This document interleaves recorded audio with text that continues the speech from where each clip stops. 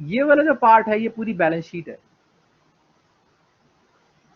ये asset side है और ये आपकी लायबिलिटी एंड इक्विटी साइड है, ठीक है। नीचे आपके यहाँ पे डिटेल्स कुछ मेंशन्ड है,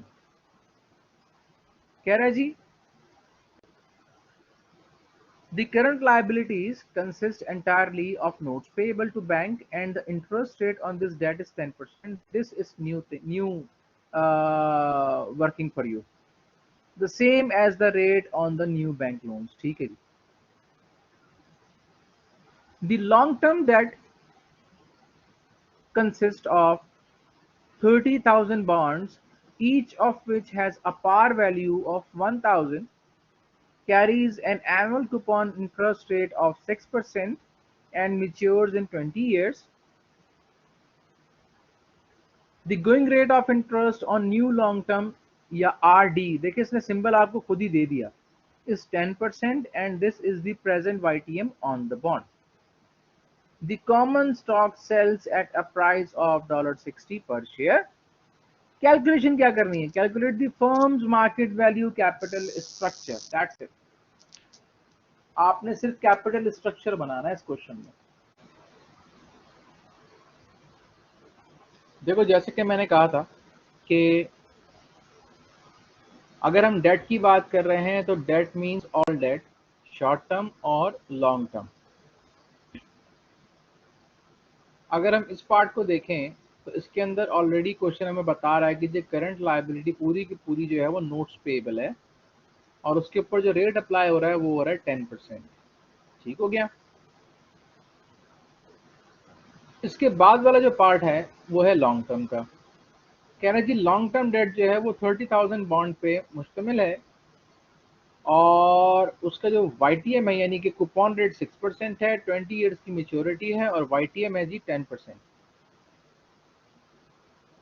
अब आपको याद होगा कल हमने एक क्वेश्चन किया था जिसमें हमने बुक वैल्यू को मार्केट वैल्यू में कन्वर्ट किया था बेस्ड ऑन 2 पैरामीटर्स। वो दो पैरामीटर्स कौन कौन से थे जिसपे हमने बुक वैल्यू को मार्केट वैल्यू में कन्वर्ट किया था?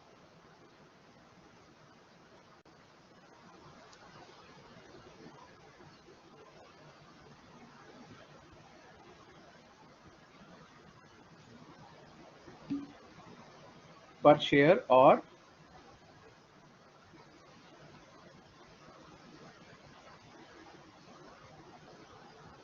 हमने जो कल क्वेश्चन किया था उसके अंदर जिसके अंदर बॉन्ड आ रहा था, बॉन्ड में तो उसने सीधा सीधा हमें बता दिया था कि जी उसकी जो मार्केट वैल्यू है 110% है उसकी फेस वैल्यू का, ठीक है ना।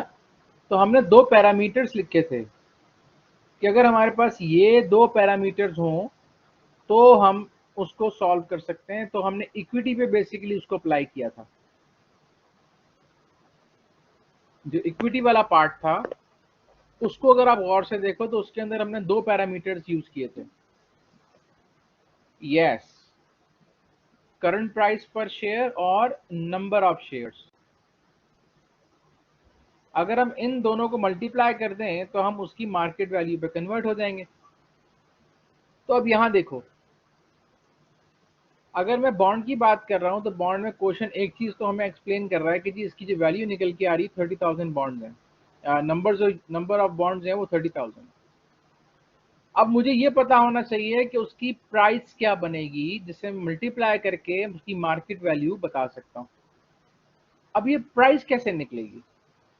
इस प्राइस को निकालने के लिए आपके पास बॉन्ड का वही फॉर्मूला होना चाहिए जो कल हमने यूज किया था प्राइस निकालने का। और उसको निकालने के लिए डाटा हमारे पास गिवन है, कूपन रेट है 6%, 20 ईयर्स की मेच्योरिटी है और YTM पड़ा हुआ है 10% का, कॉस्ट ऑफ डेट। इसको बेस बनाते हुए हम बॉन्ड की प्राइस निकालेंगे। तो अब आप ये देखो कि आपके पास जो प्राइस निकल के आ रही है वो यही निकल रही है, जरा चेक कर लो उसको।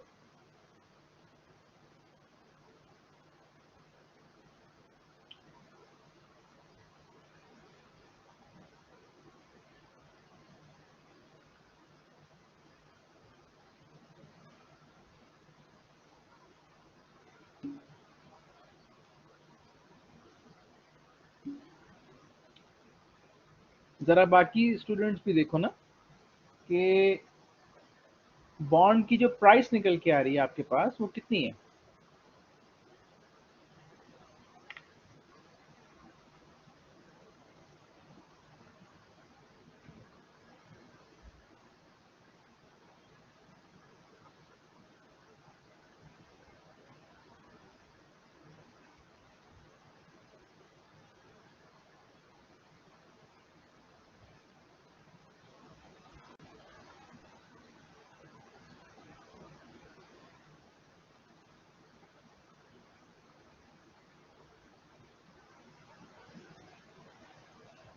क्योंकि एक चीज तो कंफर्म है, कूपन रेट 6% है, YTM 10% है, तो ये चीज तो कंफर्म है कि प्राइस जो है वो डिस्काउंट पे निकलेगी।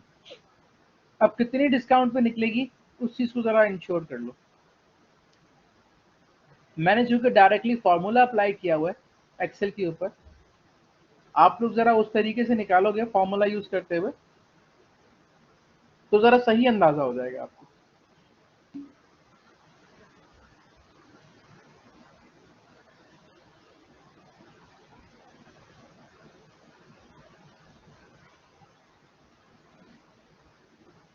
तो हमारे पास जो इसकी प्राइस निकल के आएगी वो होगी 659.46।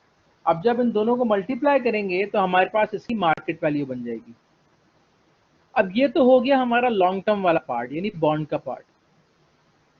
हमारे पास क्वेश्चन के अंदर देखिए शॉर्ट टर्म भी पड़ा हुआ है, करंट लायबिलिटी 10 मिलियन। ये वो अमाउंट है जो नोट्स पेएबल की सूरत में बैंक से लोन की सूरत में ली हुई है। अब चूंकि ये ट्रेड तो नहीं होना ना मार्केट में, यानी 10 मिलियन अगर मेरे पास बुक वैल्यू में खड़ा हुआ है तो क्या वो मार्केट में ट्रेड होगा या उसकी कोई मार्केट वैल्यू बनेगी?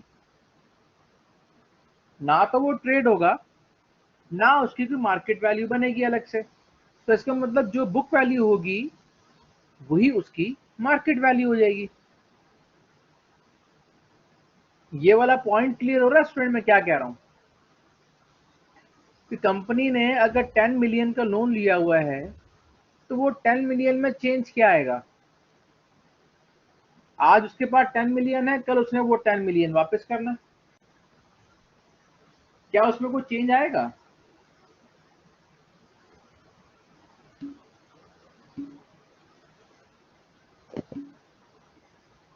और अगर यही सिचुएशन इसमें लॉन्ग टर्म की भी होती कि लॉन्ग टर्म लोन जो है वो बैंक से लिया हुआ होता, क्या उसमें कोई चेंज आता?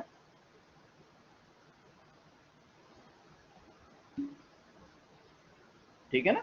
तो लॉजिकली अगर हम देखें तो जो वैल्यू लोन की थी वापस भी हमने वही करनी है, उसमें कोई चेंज तो आएगा नहीं। तो इसका मतलब जितनी अमाउंट हमारे पास शॉर्ट टर्म में पड़ी हुई है 10 मिलियन की, वो एज इट इज पूरी की पूरी आपकी मार्केट वैल्यू है। अब इन दोनों को हमने सम कर लिया और सम करने के बाद देखा जी हमारे पास टोटल डेट बन रहा है 29.7 मिलियन का। इसको सम क्यों किया, ये एक पीछे से लॉजिक है। आप ये देखें कि यहाँ पे नोट्स पेबल जो है उसका रेट भी 10% है और जो बॉन्ड है उसका YTM भी 10% है। तो चूंकि ये दोनों रेट सेम है इसी वजह से इन दोनों को ऐड कर लिया है डेट में। अगर तो इन दोनों के रेट डिफरेंट होते तो इन दोनों को वैक निकालने के लिए हम अलग अलग दिखाते,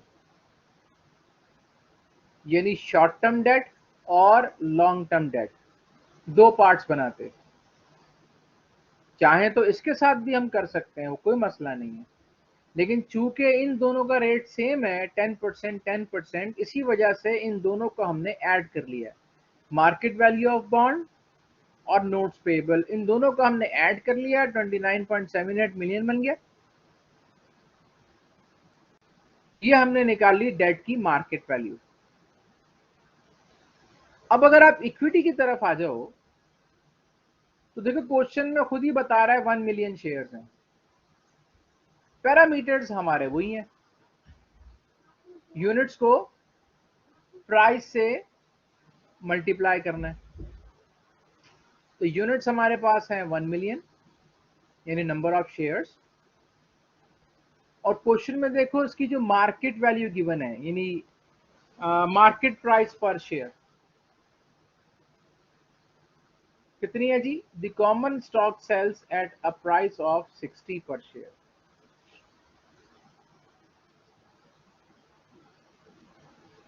तो ये प्राइस क्वेश्चन ने हमें बता दी, नंबर ऑफ शेयर्स गिवन है, मार्केट प्राइस गिवन है, दोनों को मल्टीप्लाई कर दिया तो उसकी मार्केट वैल्यू बन गई 60 मिलियन की। तो इस तरीके से हमने डेट की वैल्यू भी बना ली, इक्विटी की वैल्यू भी बना ली। अब उसके बाद हमारा काम क्या रह जाता है? दोनों को हमने सम किया, 89.7 मिलियन बन गया, और उसके बाद हमने उसका वेट निकाल लिया। तो ये हमारे पास बन गया इसका कैपिटल स्ट्रक्चर, 33.17% और 66.83%।